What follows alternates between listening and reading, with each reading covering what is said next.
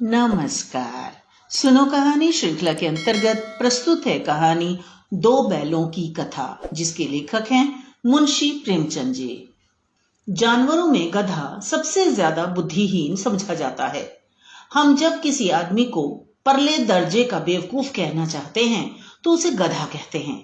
गधा सचमुच बेवकूफ है या उसके सीधेपन, उसकी निरापद सहिष्णुता ने उसे यह पदवी दे दी है, इसका निश्चय नहीं किया जा सकता। गायें सींग मारती हैं। ब्याई हुई गाय तो अनायास ही सिंहनी का रूप धारण कर लेती है। कुत्ता भी बहुत गरीब जानवर है, लेकिन कभी कभी उसे भी क्रोध आ ही जाता है, किंतु गधे को कभी क्रोध करते नहीं सुना न देखा। जितना चाहे गरीब को मारो, चाहे जैसी खराब सड़ी हुई घास सामने डाल दो, उसके चेहरे पर कभी असंतोष की छाया भी न दिखाई देगी। वैशाख में चाहे एक आध बार कुलेल कर लेता हो, पर हमने तो उसे कभी खुश होते नहीं देखा। उसके चेहरे पर एक विषाद स्थायी रूप से छाया रहता है। सुख दुख हानि लाभ किसी भी दशा में उसे बदलते नहीं देखा।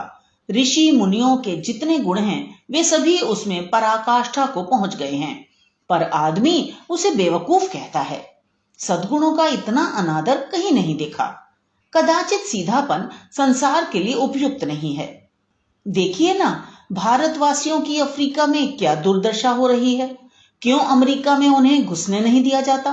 बेचारे शराब नहीं पीते, 4 पैसे कुछ समय के लिए बचा कर रखते हैं, जी तोड़ कर काम करते हैं, किसी से लड़ाई झगड़ा नहीं करते, 4 बातें सुनकर गम खा जाते हैं, फिर भी बदनाम हैं। कहा जाता है वे जीवन के आदर्श को नीचा करते हैं।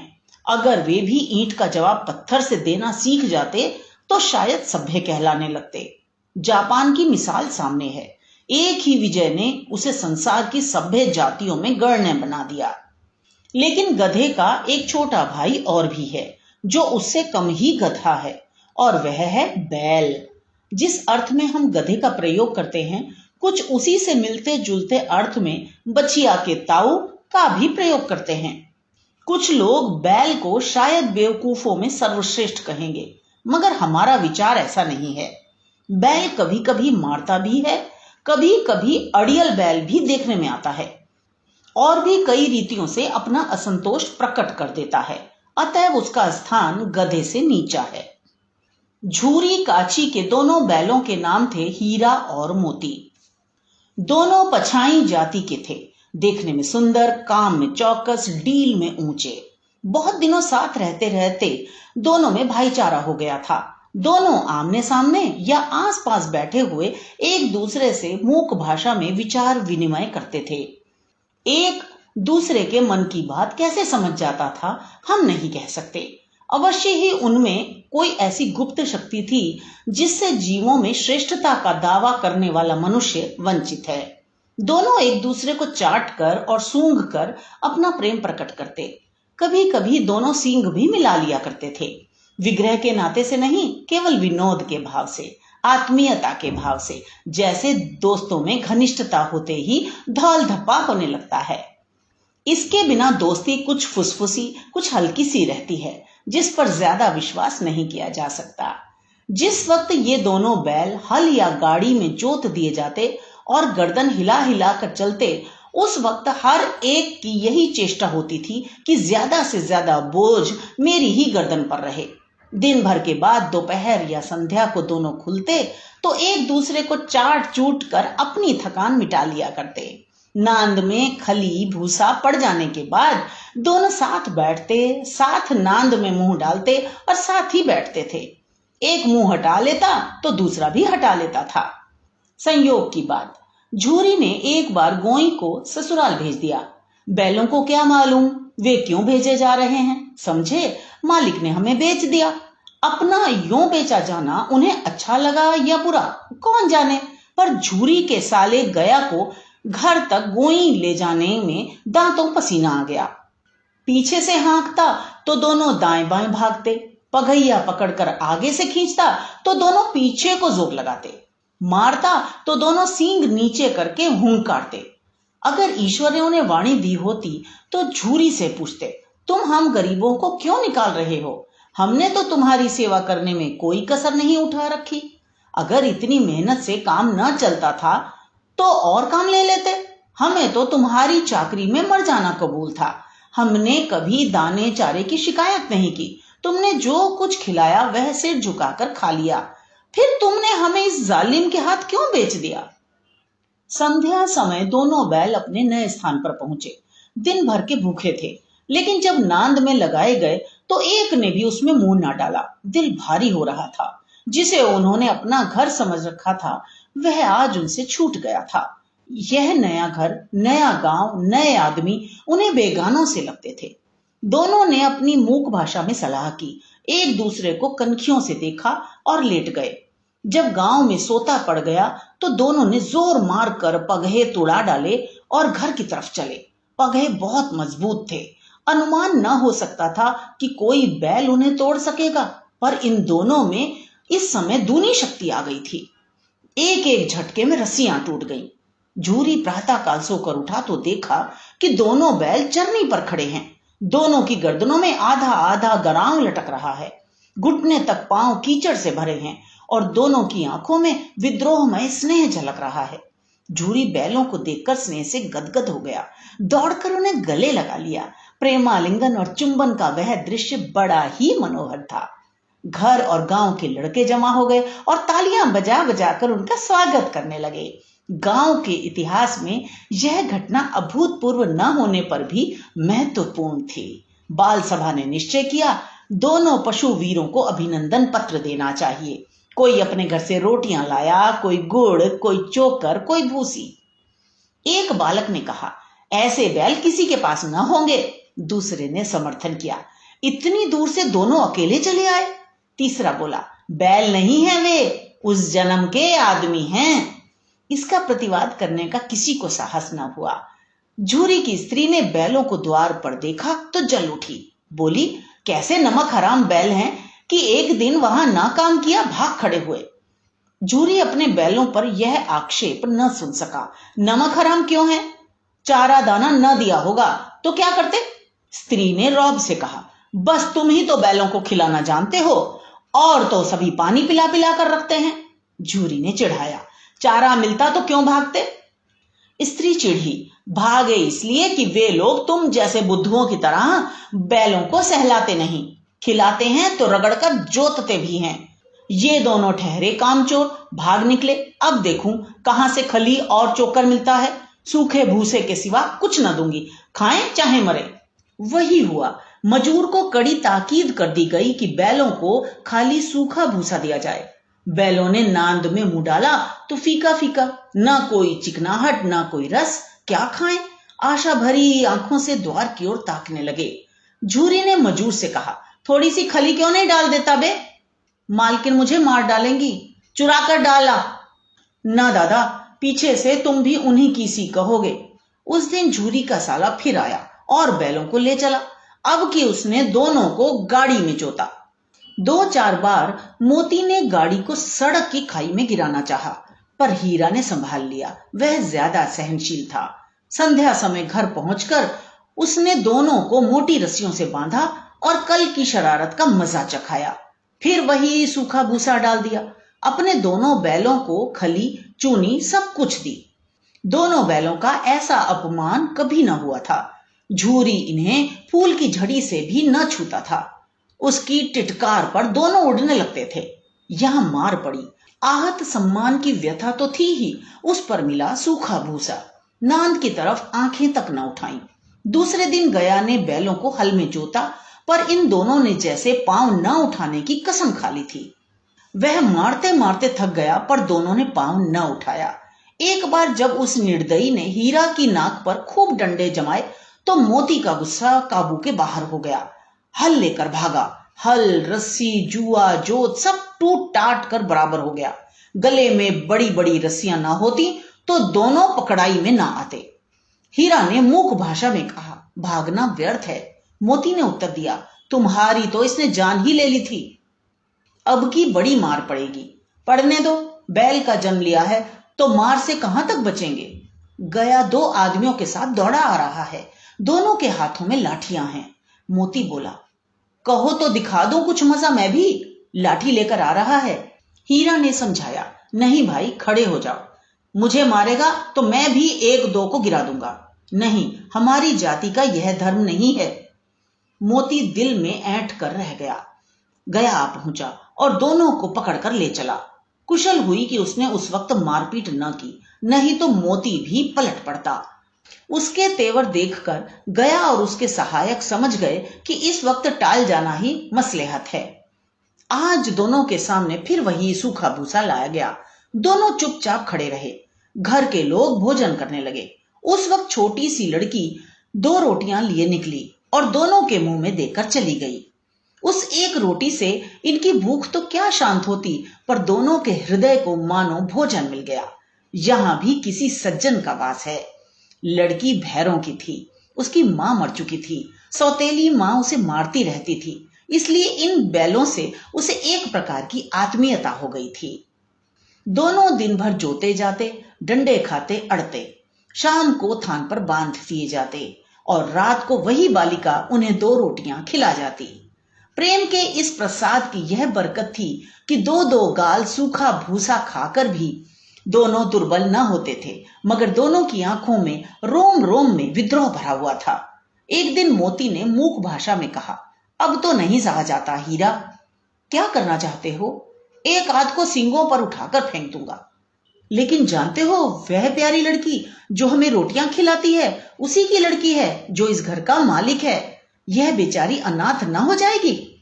तो मालकिन को न फेंक दूं? वही तो उस लड़की को मारती है।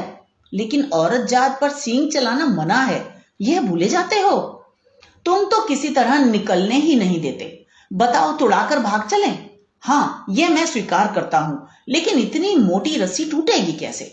इसका एक उपाय है, पहले रस्सी को थोड़ा सा चबा लो, फिर एक झटके में जाती है।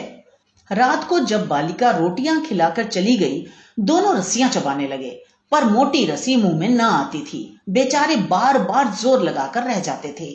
सहसा घर का द्वार खुला और वही लड़की निकली। दोनों सिर झुकाकर उसका हाथ चाटने लगे। दोनों की पूंछें खड़ी हो गईं। उसने उनके माथे सहलाए और बोली, खोले देती हूं, चुपके से भाग जाओ, नहीं तो यहां लोग मार डालेंगे। आज घर में सलाह हो रही है कि इनकी नाकों में नाथ डाल दी जाए। उसने गराव खोल दिया, पर दोनों चुपचाप खड़े रहे। मोती ने अपनी भाषा में पूछा, अब चलते क्यों नहीं? हीरा ने कहा, चले तो, लेकिन कल इस अनाथ लड़की पर आफत आएगी, सब इसी पर संदेह करेंगे। सहसा बालिका चिल्लाई, दोनों फूफा वाले बैल भागे जा रहे हैं। ओ दादा, दादा, दोनों बैल भागे जा रहे हैं, जल्दी दौड़ो। गया हड़बड़ाकर भीतर से निकला और बैलों को पकड़ने चला।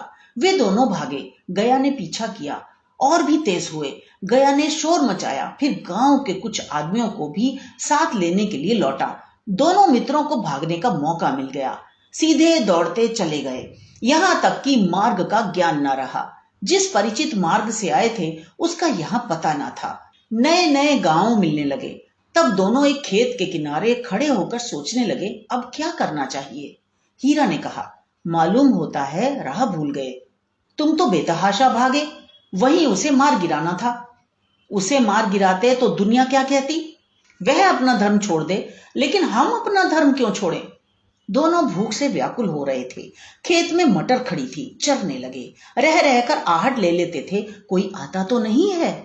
जब पेट भर गया, दोनों ने आजादी का अनुभव किया तो मस्त होकर उछलने कूदने लगे। पहले दोनों ने डकार ली, फिर सींग मिलाए और एक दूसरे को ठेलने लगे। मोती ने हीरा को कई कदम पीछे हटा दिया, यहां तक कि वह खाई में गिर गया। तब उसे भी क्रोध आया, संभल कर उठा और फिर मोती से मिल गया।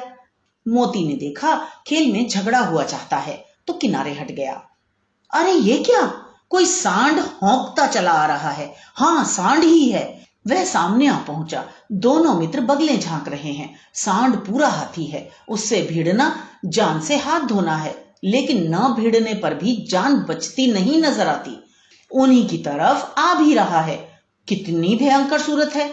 मोती ने मूक भाषा में कहा, बुरे फंसे, जान बचेगी, कोई उपाय सोचो। हीरा ने चिंतित स्वर में कहा, अपने घमंड में भूला हुआ है, आरजू विनती न सुनेगा, भाग क्यों न चले। भागना कायरता है तो फिर यहीं मरो। बंदा तो 9-2-11 होता है, और जो दौड़ाए तो फिर कोई उपाय सोचो जल्द। उपाय यही है कि उस पर दोनों जने एक साथ चोट करें। मैं आगे से रगेदता हूं, तुम पीछे से रगेदो। दोहरी मार पड़ेगी तो भाग खड़ा होगा। मेरी ओर झपटे, तुम बगल से उसके पेट में सींग घुसेड़ देना। जान जोखिम में है, पर दूसरा उपाय नहीं है। दोनों मित्र जान हथेलियों पर लेकर लपके। सांड को भी संगठित शत्रुओं से लड़ने का तजुर्बा न था। वह तो एक शत्रु से मल्ल युद्ध करने का आदी था। ज्यों ही हीरा पर झपटा, मोती ने पीछे से दौड़ाया। सांड उसी तरफ मुड़ा तो हीरा ने रगेदा। सांड चाहता था कि एक एक करके दोनों को गिरा ले, पर ये दोनों भी उस्ताद थे, उसे वे अवसर न देते थे। एक बार सांड झल्ला कर हीरा का अंत कर देने के लिए चला कि मोती ने बगल से आकर पेट में सींग भोंक दिया। सांड क्रोध में आकर पीछे फिरा तो हीरा ने दूसरे पहलू में सींग चुबा दिया। आखिर बेचारा जख्मी होकर भागा और दोनों मित्रों ने दूर तक उसका पीछा किया, यहां तक कि सांड बेदम होकर गिर पड़ा। तब दोनों ने उसे छोड़ दिया। दोनों मित्र विजय के नशे में झूमते चले जाते थे। मोती ने अपनी सांकेतिक भाषा में कहा, मेरा जी तो चाहता था कि बच्चा को मार ही डालो। हीरा ने तिरस्कार किया, गिरे हुए बैरी पर सींग न चलाना चाहिए।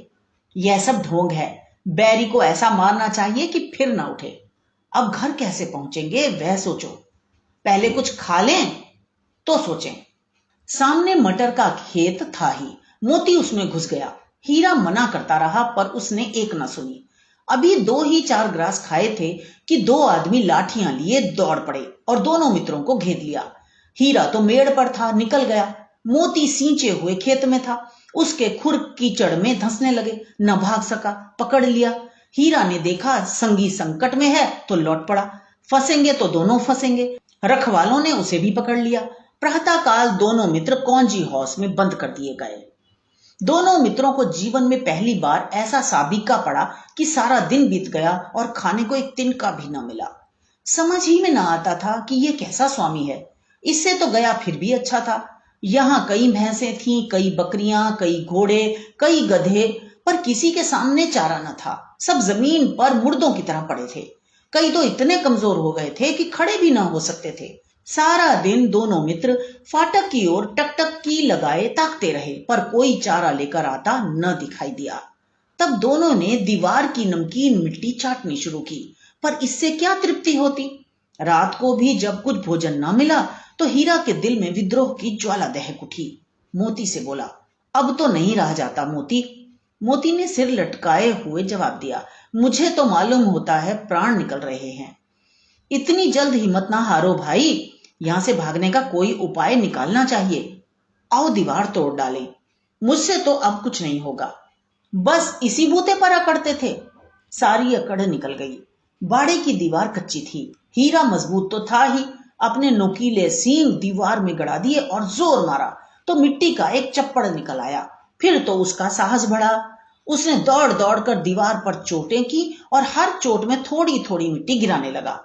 उसी समय कांजी हाउस का चौकीदार लालटेन लेकर जानवरों की हाजिरी लेने आ निकला। हीरा का उजड्डपन देखकर उसने उसे कई डंडे रसीद किए और मोटी सी रस्सी से बांध दिया। मोती ने पड़े पड़े कहा, आखिर मार खाई, क्या मिला? अपने बूते भर जोर तो मार दिया। ऐसा जोर मारना किस काम का कि और बंधन में पड़ गए। जोर तो मारता ही जाऊंगा, चाहे कितने ही बंधन पड़ते जाएं। जान से हाथ धोना पड़ेगा, कुछ परवाह नहीं, यूं भी तो मरना ही है।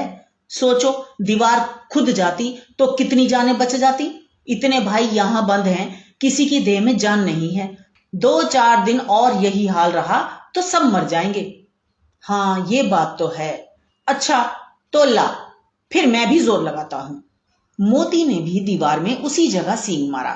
थोड़ी सी मिट्टी गिरी और फिर हिम्मत बढ़ी। फिर तो वह दीवार में सींग लगाकर इस तरह जोर करने लगा मानो किसी प्रतिद्वंद्वी से लड़ रहा है। आखिर कोई 2 घंटे की जोर आजमाई के बाद दीवार ऊपर से लगभग 1 हाथ गिर गई। उसने दूनी शक्ति से दूसरा धक्का मारा तो आधी दीवार गिर पड़ी।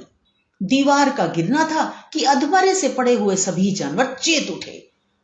तीनों घोड़ियां सरपट भाग निकली, फिर बकरियां निकली, इसके बाद भैंसें भी खिसक गई, पर गधे अभी तक ज्यों के त्यों खड़े थे।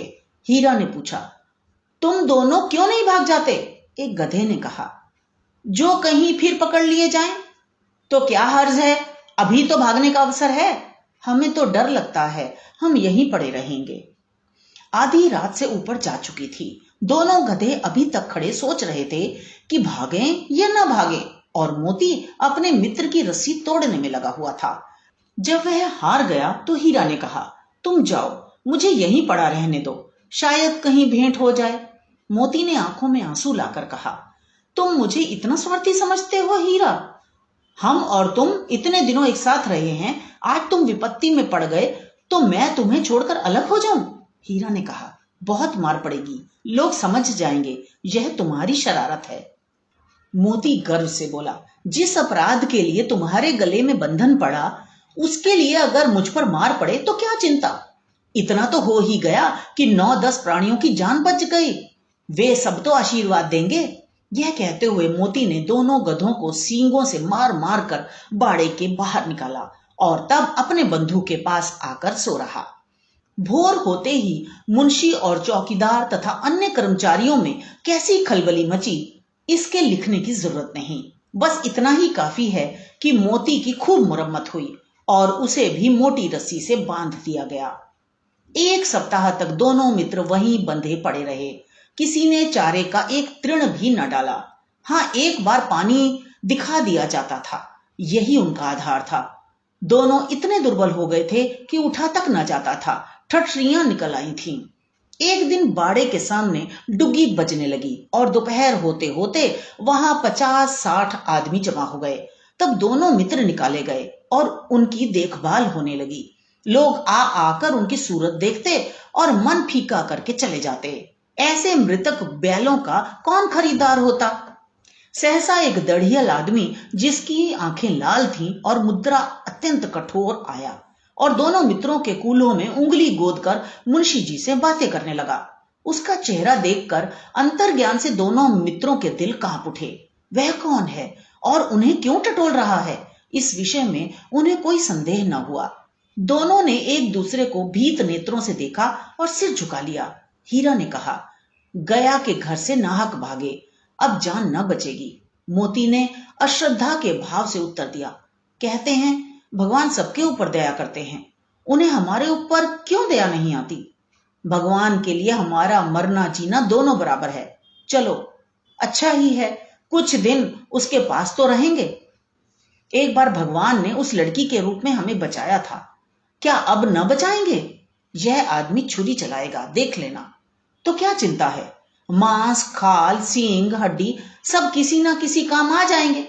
नीलाम हो जाने के बाद दोनों मित्र उस दड़ियल के साथ चले।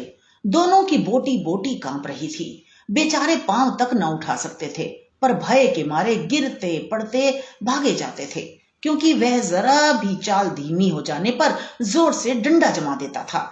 राह में गाय बैलों का एक रेवड़ हरे हरे हार में चढ़ता नजर आया। सभी जानवर प्रसन्न थे, चिकने चपल। कोई उछलता था, कोई आनंद से बैठा पागुर करता था। कितना सुखी जीवन था इनका, पर कितने स्वार्थी हैं सब। किसी को चिंता नहीं कि उनके दो भाई बधिक के हाथ पड़े कैसे दुखी हैं। सहसा दोनों को ऐसा मालूम हुआ कि यह परिचित रहा है। हाँ, इसी रास्ते से गया उन्हें ले गया था। वही खेत, वही बाग, वही गांव मिलने लगे। प्रति क्षण उनकी चाल तेज होने लगी। सारी थकान, सारी दुर्बलता गायब हो गई।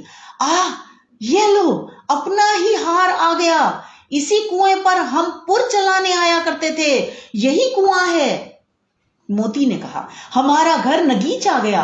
हीरा बोला, भगवान की दया है, मैं तो अब घर भागता हूं। ये जाने देगा, इसे मैं मार गिराता हूं। नहीं नहीं, दौड़कर स्थान पर चलो, वहां से हम आगे न जाएंगे।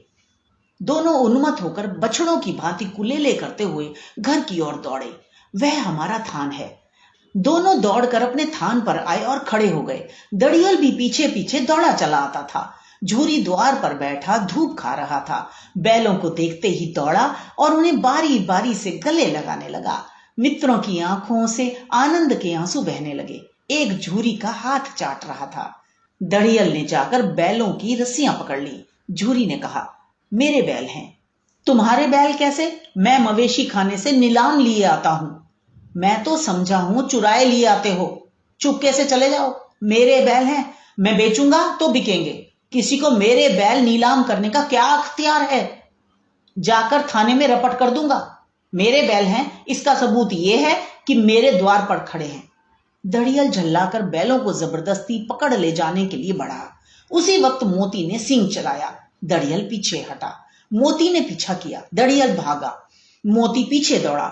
गांव के बाहर निकल जाने पर वह रुका, पर खड़ा दड़ियल का रास्ता देख रहा था। दड़ियल दूर खड़ा धमकियां दे रहा था, गालियां निकाल रहा था, पत्थर फेंक रहा था, और मोती विजयी शूर की भांति उसका रास्ता रोके खड़ा था। गांव के लोग यह तमाशा देखते थे और हंसते थे। जब दड़ियल हार कर चला गया तो मोती अकड़ता हुआ लौटा। हीरा ने कहा, मैं डर रहा था कि कहीं तुम गुस्से में आकर मार ना बैठो। अगर वह मुझे पकड़ता तो मैं बेमारे न छोड़ता। अब न आएगा। आएगा तो दूर से ही खबर लूंगा, देखूं कैसे ले जाता है। जो गोली मरवा दे, मर जाऊंगा, पर उसके काम तो ना आऊंगा। हमारी जान को कोई जान ही नहीं समझता, इसलिए कि हम इतने सीधे हैं। जरा देर में नांदों में खली, भूसा, चोकर और दाना भर दिया गया और दोनों मित्र खाने लगे। झूरी खड़ा दोनों को सहला रहा था और 20 लड़के तमाशा देख रहे थे। सारे गांव में उछाह सा मालूम होता था। उसी समय मालकिन ने आकर दोनों के माथे चूम लिए।